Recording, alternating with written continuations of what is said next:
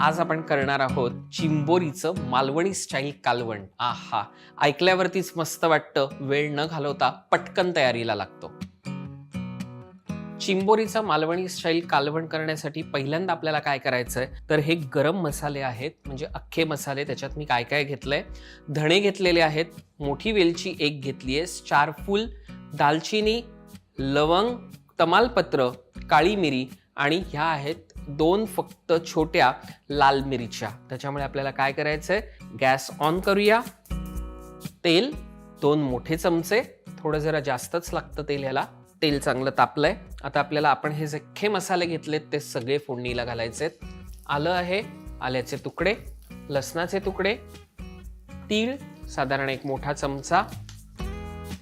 चांगलं परतून घेऊया. छान लालसर रंगावरती सगळं भाजून झालं की आपल्याला कांदा, मी 2 मोठे कांदे घेतलेत आणि ते स्लाइस असे कापून घेतलेले आहेत, ते सगळे मिक्स करूया. तेही छान परतून घेऊया. कांद्याचा कच्चेपणा निघून जाईपर्यंत आपल्याला ते परतायचंय, खूप लालसर करायचा नाहीये. किंवा आपल्याला काय करायचंय, ओलं खोबरं अर्धा कवड आणि मी सुकं खोबरं इथे घेतलेलं आहे, छोटी वाटी घ्यायची आहे, तीही त्याच्यामध्ये मिक्स करायची आहे. आणि आता हे मस्त परतत राहायचं जोपर्यंत ह्या सगळा मसाला लालसर खरपूस रंगावरती छान भाजला जात नाही तोपर्यंत.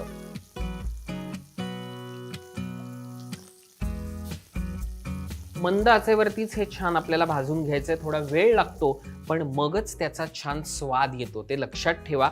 हे झालेलं आहे. गॅस बंद करूया. थंड करून आपल्याला ते वाटून घ्यायचंय. तोपर्यंत पुढच्या प्रोसिजरकडे वळतो. चिंबोरीचे पाय, जे छोटे पाय ज्याला आपण फेंगडे म्हणतो, ते काय करायचं, जे स्वच्छ आपण धुवून घेतलेले आहेत ते मिक्सरच्या या बोलमध्ये काढून घ्यायचे आणि हे जे पाणी आहे ना तेच त्याच्यामध्ये वापरायचं. मिक्सरमधनं छानपैकी आपण हे वाटून घेऊया. फेंगडे आपण मस्तपैकी मिक्सरमधनं ग्राइंड करून घेतलेले आहेत, त्याची पेस्ट करून घेतली आहे. आता काय करायचं आहे आपल्याला, की एक बोल घेतलाय, चाळणी घेतलेली आहे, ते छान चाळून घ्यायचं, कारण ते चाळले नाही तर मग पोटाला त्रास होतो.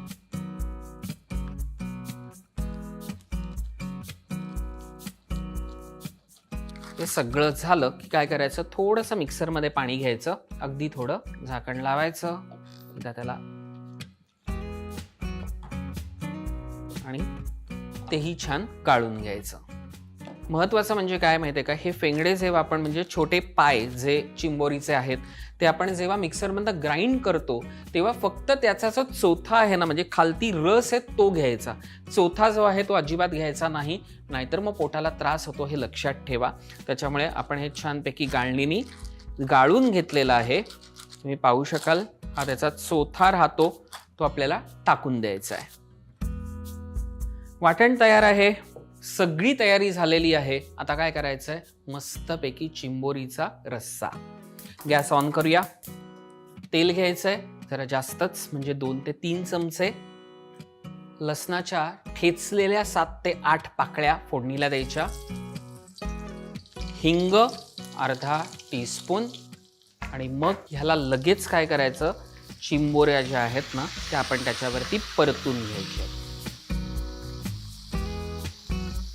आपण पोटाचा भाग पहिले टाकला, मग आपण त्याच्या कपट्या, चा वरचा भाग आहे तो,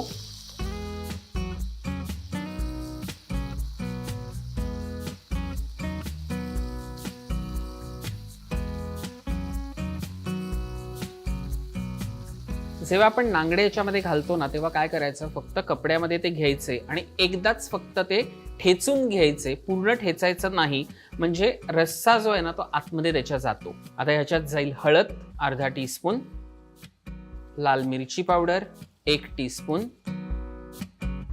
गरम मसाला अर्धा टीस्पून, धणा जिरा पावडर 1 टीस्पून, मालवणी मसाला 1 मोठा चमचा.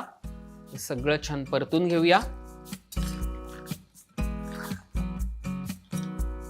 जेव्हा आपण नांगडे ह्याच्यामध्ये घालतो ना तेव्हा काय करायचं, नांगडे आणि ते पाय आपण एका फडक्यामध्ये घ्यायचे, ते फक्त एकदा प्रेस करायचे, म्हणजे थोडंसं हलकं त्याला दाब येतो. पूर्ण करायचे नाहीत, नाहीतर ते तुटतील. त्याच्यामध्ये रस गेला पाहिजे एवढेच ते फोडून घ्यायचे. आणि फोडणीला जेव्हा आपण लसूण आणि हिंग घालतो ना, तो अत्यंत महत्त्वाचा आहे. हिंगामुळे जेव्हा आपण हे खेकडे किंवा चिंबोरी वापरतो, खातो, तेव्हा ते पोटाला बाधू नये यासाठी हिंग वापरायला विसरू नका. छान सगळे मसाले ह्याला लागलेले आहेत. आता आपल्याला काय करायचंय, तर आपण हे जे वाटप तयार करून घेतलेलं आहे ते याच्यामध्ये मिक्स करूया. मिक्स करायचंय. एकदा छान मिक्स झालं की मग आपल्याला काय करायचं, ह्या बाउलमध्ये पाणी घ्यायचं आणि सगळा मसाला ह्याच्यामध्ये परत मिक्स करायचा. गॅस मोठा करूया.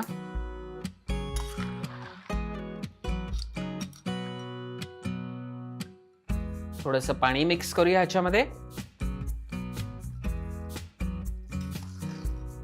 आपल्याला ह्याच्यामध्ये मीठ घालायचं आहे चवीनुसार.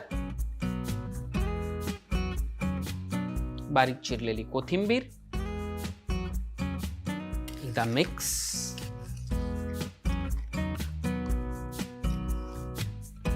आणि आता आपल्याला ह्याच्यावरती झाकण ठेवायचंय. 20 मिनिटं छानपैकी आपण ते शिजवून घेऊया आणि मग पुढची प्रोसिजर. 20 मिनिटं झालेली आहेत. आपण पाहूया की ते शिजलंय का.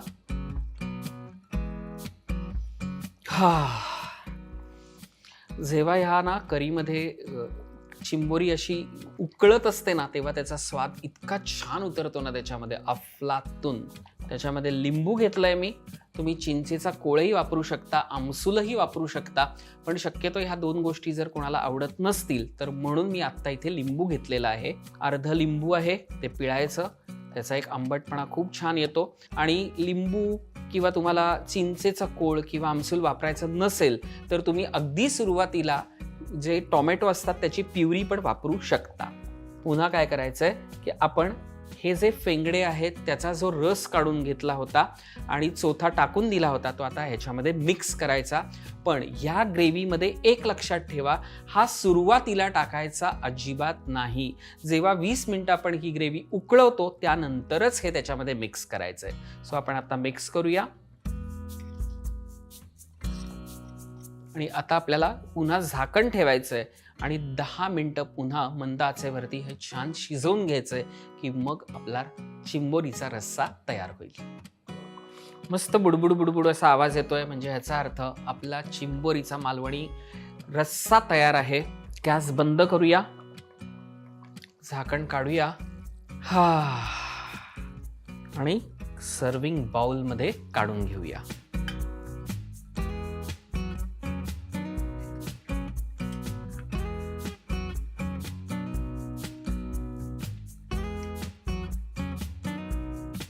थोडीशी गार्निशिंगला आपण कोथिंबीर घालूया त्याच्यावरती. झणझणीत चिंबोरी मालवणी रस्सा तयार आहे. हा कसा झालाय ते कळवण्यासाठी काय करायचंय, अगदी सोपं आहे. रुचकर मेजवानी हा आमचा चॅनल सबस्क्राईब करायचा आहे, लाईक करायचा आहे आणि त्यावरतीच कमेंट करून आम्हाला कळवायचं आहे. मी इथेच तुमची रजा घेतो. पुन्हा भेटूया पुढच्या भागात. धन्यवाद.